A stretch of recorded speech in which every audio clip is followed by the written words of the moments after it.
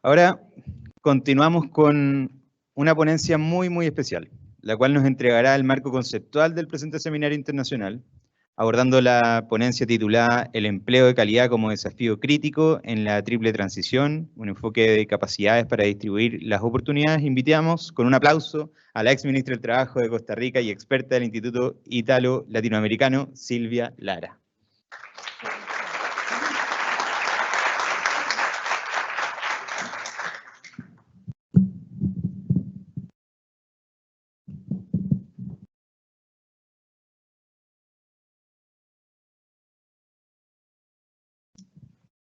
Con este, ¿me escuchan? Sí. Con este marco de referencia, lo que queremos es proponerles una reflexión sobre si la economía verde y la transición justa va a llevarnos por el curso de la inercia de la historia de América Latina en los últimos 30 años, o si esta vez será diferente. Y lo que queremos es aportar algunas coordenadas para dar esta conversación. No sé por qué se pasó todo tanto. Listo. Entonces, clarísimos estamos que la razón que nos convoca hoy es anticiparnos a la demanda de empleos de la economía verde y colocar las competencias laborales en el centro del desarrollo productivo de nuestros países. Clarísimos estamos todos y todas acá que el cálculo de los empleos verdes es simplemente un potencial de empleos verdes, que es una hipótesis que en algunos casos han sido pensadas a 20.000 pies de altura.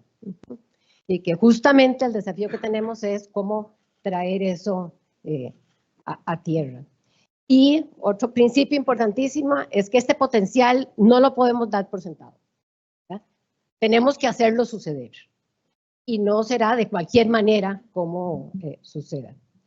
Y también en este grupo estamos partiendo de la idea de que las competencias laborales deberán ser el catalizador de esos cambios.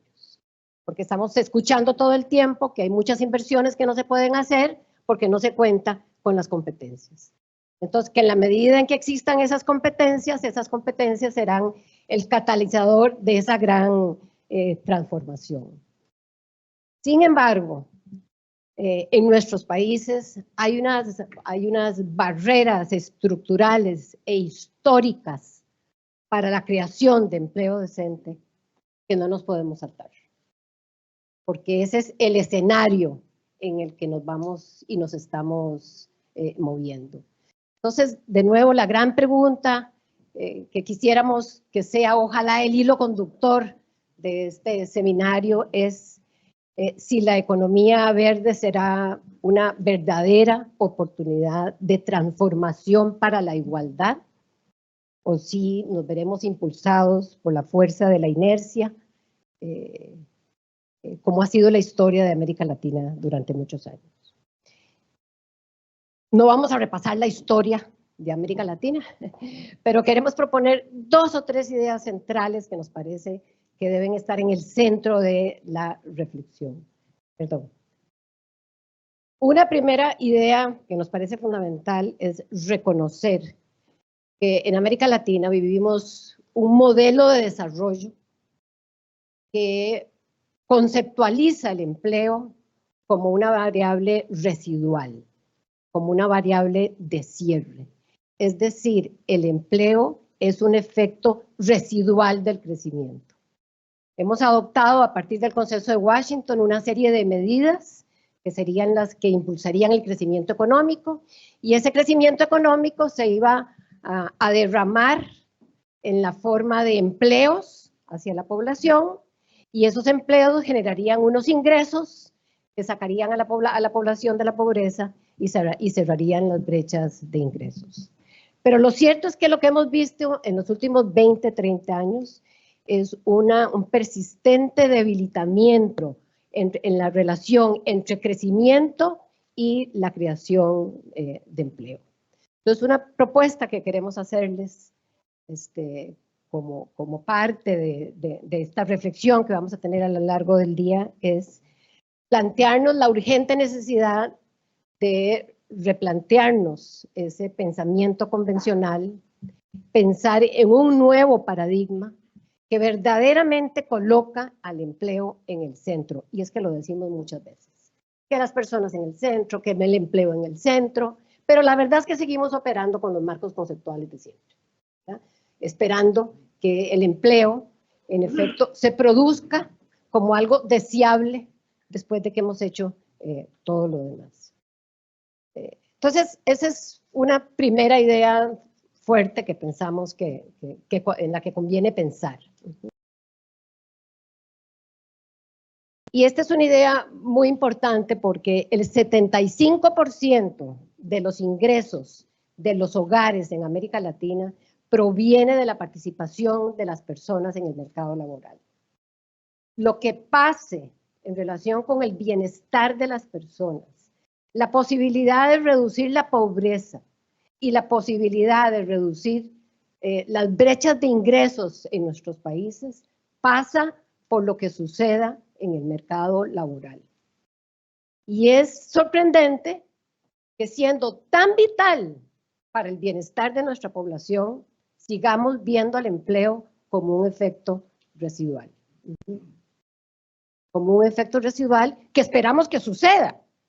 Pero bueno, si sucede bien y si no sucede, no sucede. Y ahora les voy a mostrar un gráfico sobre cómo ha sucedido ese derrame y cómo se expresa en el mercado laboral. Vean, por ejemplo, que en la década 2014 a 2023, la tasa de crecimiento de las personas ocupadas fue apenas la mitad de la tasa de crecimiento de los ocupados en la década de los 80, que es la década que llamamos la década perdida.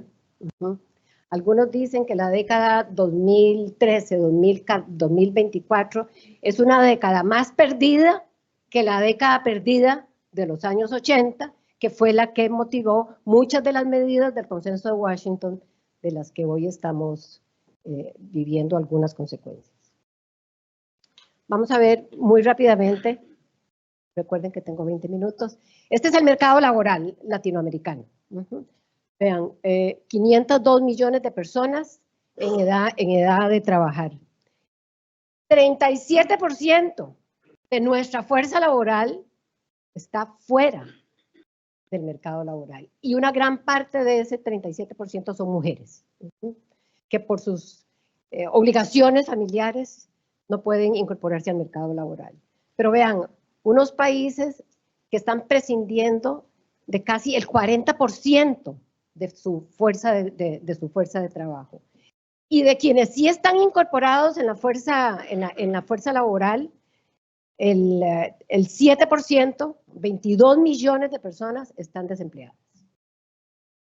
Lo que tenemos es 292 millones de personas ocupadas. Y la mitad de estas personas están ocupadas en el sector informal de la economía, la mayoría de ellas autoempleadas porque la economía no les ofreció una oportunidad de trabajo decente. Este es el mercado laboral. Cerca de un quinto se encuentra en situación de pobreza, es decir, trabajar ya no es sinónimo de salir de la pobreza. 4 de cada 10 posee ingresos laborales inferiores al salario mínimo. Es decir, están participando en el mercado laboral sin siquiera generar los ingresos suficientes o equivalentes a un salario mínimo. La mitad de la PEA no cotiza a los sistemas de pensiones. Vean, el 40% de los hogares en América Latina dependen enteramente del trabajo informal. Podemos seguir viendo los datos. Pero básicamente lo que quiero decir es, este es nuestro mercado laboral. Cuando hablamos de crear empleos verdes, es en este marco, ¿verdad? No en el marco de la fantasía de que es que estamos creciendo y generando empleo y que lo que tenemos que hacer es crear competencias laborales para transformarlos. No, es que ni siquiera tenemos claro de dónde van a salir los empleos.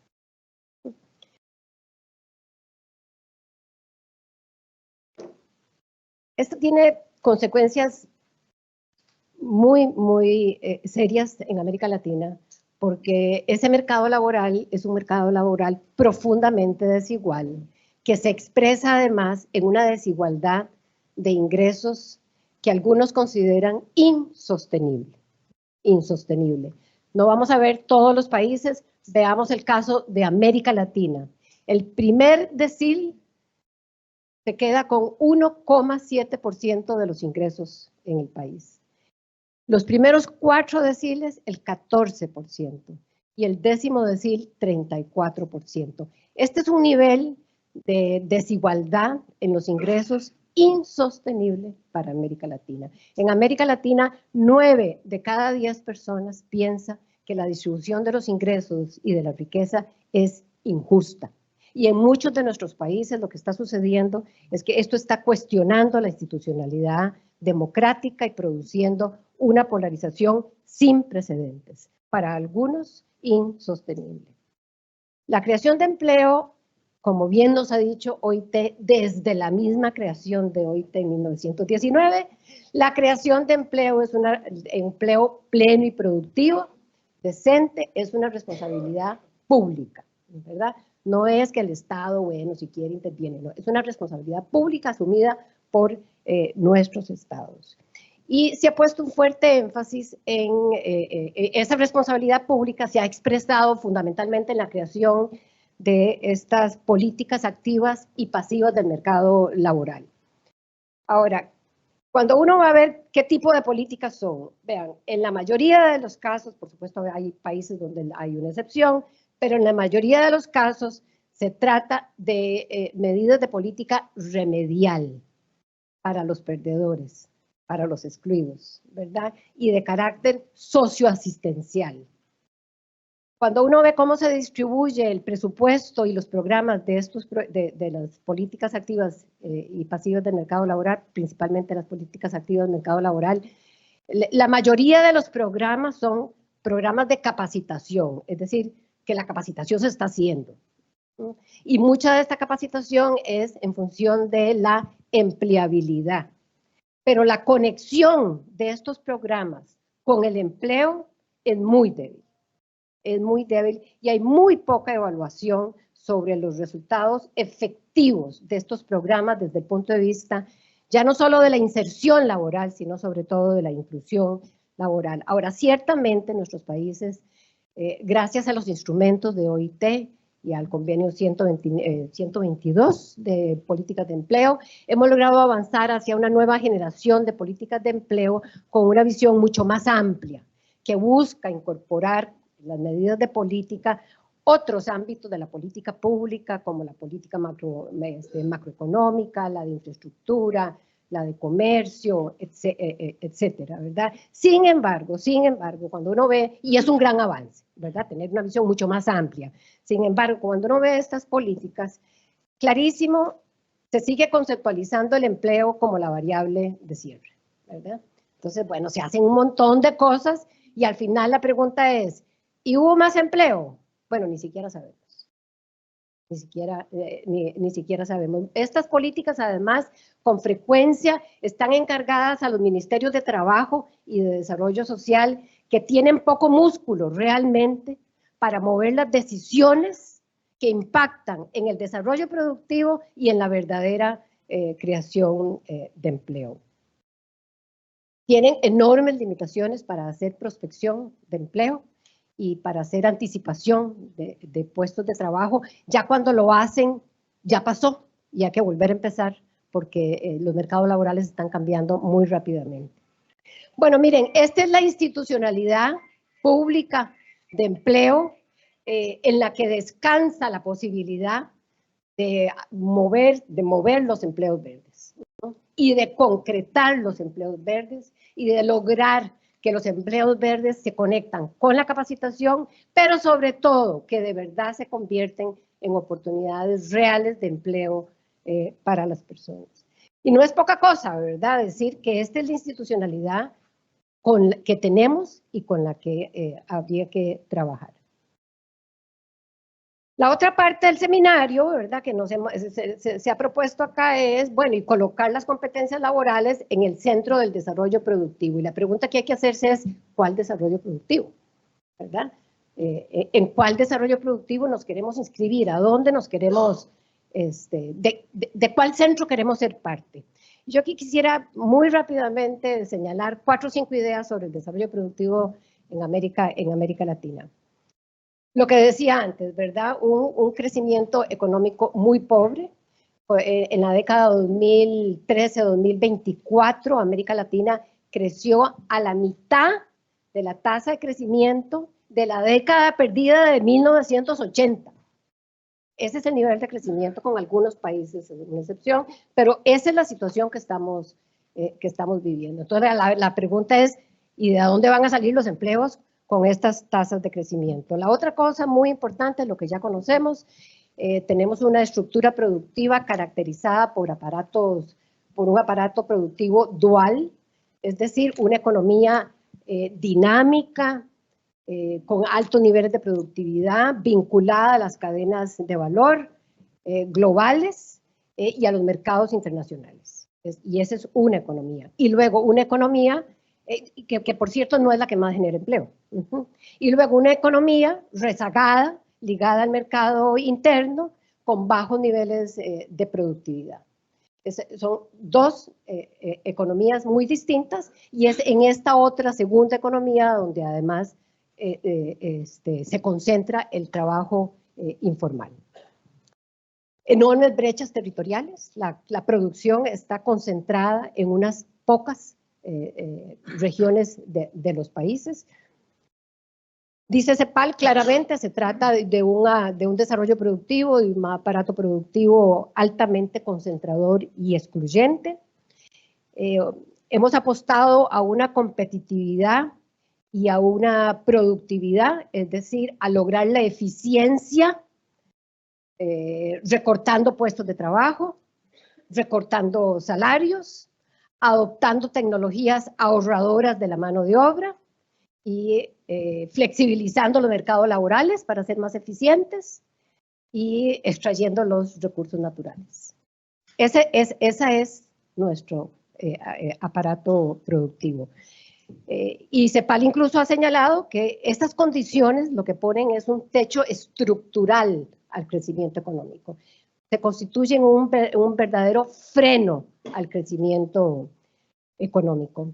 Y por otro lado, lo que tenemos también por otro lado son políticas de desarrollo productivo fragmentadas, extremadamente fragmentadas, desarticuladas, discontinuas, que no ofrecen la posibilidad de una intervención coherente, articulada y con sentido de estrategia para tener una verdadera estrategia de desarrollo en nuestros países.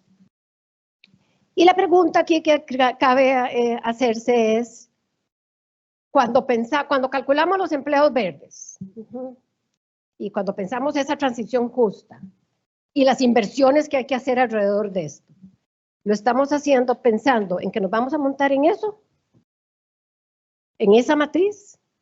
Porque si nos montamos en esa matriz, la fuerza de la inercia nos va a llevar por ese curso. Si queremos que las cosas sean diferentes, tendríamos que proponernos una economía verde y una transición justa, que justamente se propone transformar esta matriz. De hecho, uno se pregunta, ¿será que los empleos verdes y las inversiones y los empleos potenciales se calcularon a partir de esta situación o a partir de una situación transformada? Porque si lo que estamos es apostando a unos empleos potenciales a partir de esta matriz, lo que vamos es a terminar reforzando esta matriz que tiene como correlato el mercado laboral que vimos antes. Bueno, y como decimos con el ILA, no encontraremos rutas nuevas con mapas viejos. Y eso significa que realmente tenemos que replantearnos el paradigma. Si estamos hablando de una verdadera transformación de nuestro desarrollo productivo, urge un cambio de paradigma. Como dice CEPAL, los viejos y nuevos desafíos no los vamos a enfrentar con medidas incrementales o con simples ajustes al modelo. Necesitamos verdaderas transformaciones de fondo al modelo económico para poder mover las agujas del desarrollo. Y desde Lila, que hicimos un trabajo el año pasado sobre los mercados laborales en América Latina y América Latina en un cruce de caminos, que estamos trabajando fuertemente es en la idea de hacer este viraje, de repensar los enfoques convencionales para que las cosas sucedan y que nos podamos mover de un enfoque del empleo como un efecto residual del crecimiento, que a veces en inglés suena un poquito mejor, ¿verdad? Les explica un poquito mejor cuando ellos dicen, le llaman trickle down jobs. Es decir, los empleos que resultan del derrame. Y de la idea esta muy pegada a este enfoque de que además es inevitable que van a haber unos ganadores y que es inevitable que haya unos perdedores. Y que para los perdedores está el Estado con medidas paliativas. Bueno, ¿cómo nos separamos de esto? Y nos movemos a un enfoque que llamamos crecimiento proempleo. En inglés se llama pro-employment growth, o se llama job-rich growth, ¿verdad? A veces suena un poquito mejor, pero bueno, lo que queremos decir, proempleo no es residual. Lo que queremos decir es cómo colocar el empleo en el curso principal de las políticas macroeconómicas, de las políticas de infraestructura, de adopción de tecnología, de comercio internacional, de cadenas de valor. Y colocarlo en el curso principal significa colocarlo como punto de partida. Pedirle a esas políticas que definan cuál es su meta de empleo. No es si va a generar empleo, no. El punto de partida es cuál es el empleo que van a crear, para quién, a dónde, en qué territorios, en qué sectores, y cómo eso va a contribuir a cambiar una matriz productiva, excluyente y concentradora. Y una idea importantísima acá, no podemos seguir hablando de perdedores y ganadores. Yo a menudo cuando leo de empleo verde, escucho de que van a haber unos perdedores.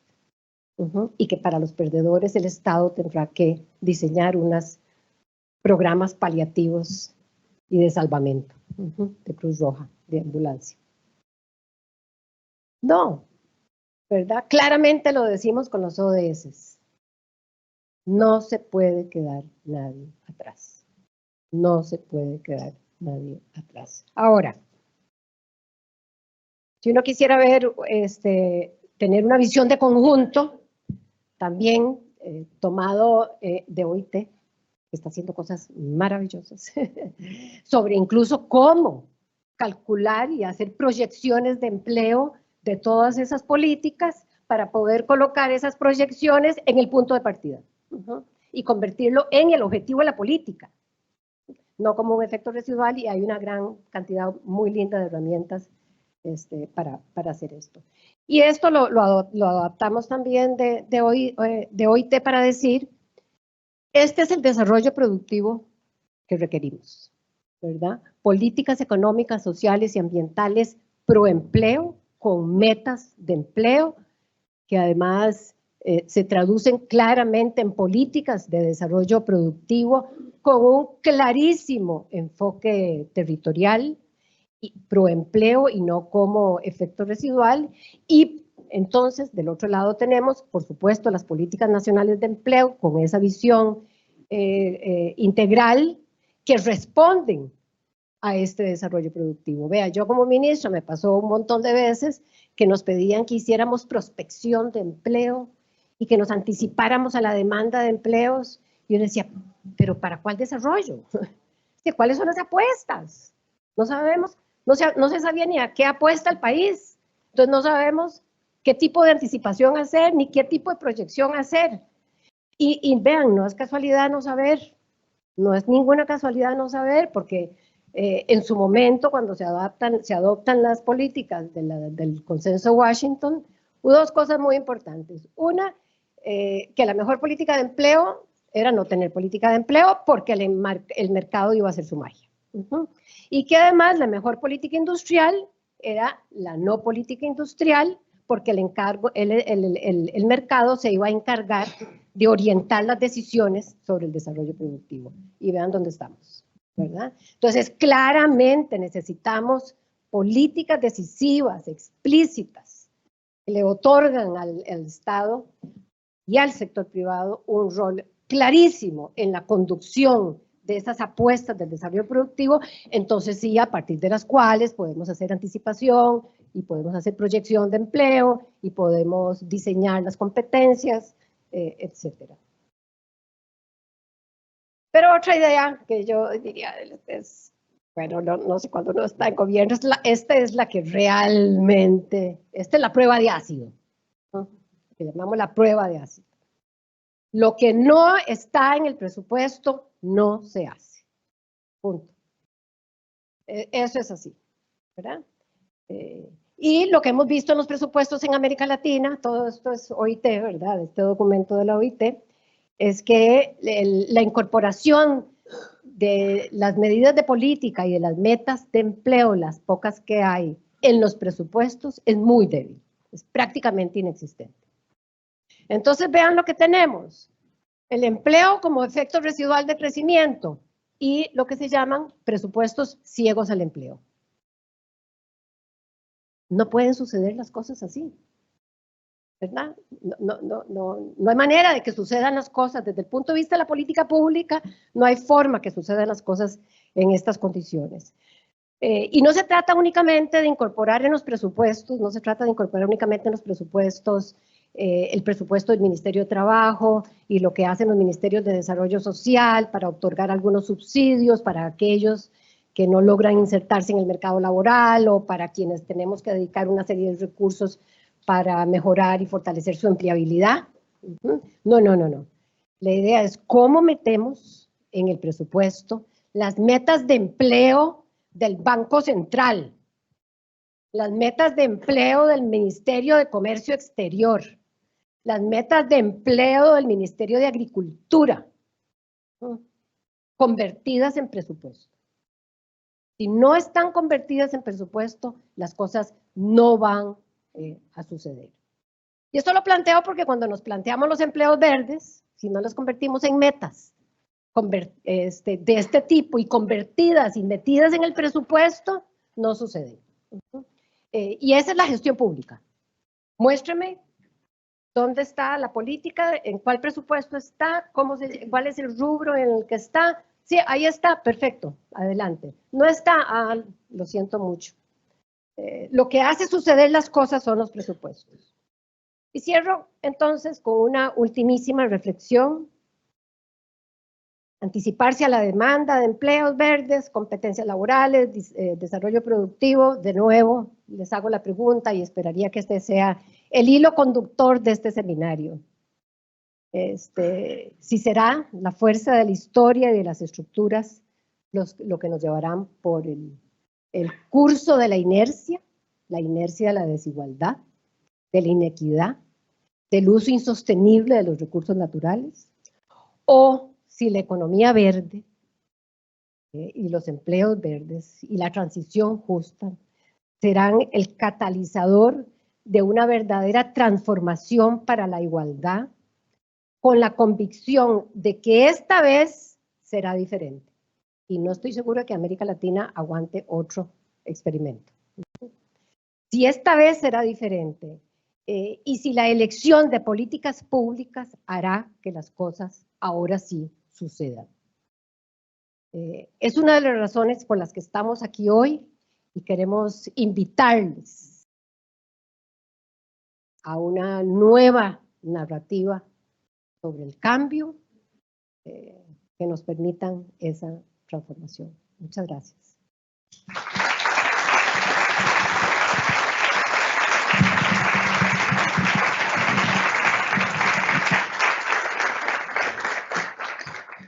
Agradecemos la potente presentación con un llamado muy, muy transformador de Silvia Lara, ex ministra del Trabajo de Costa Rica y experta del Instituto Ítalo-Latinoamericano.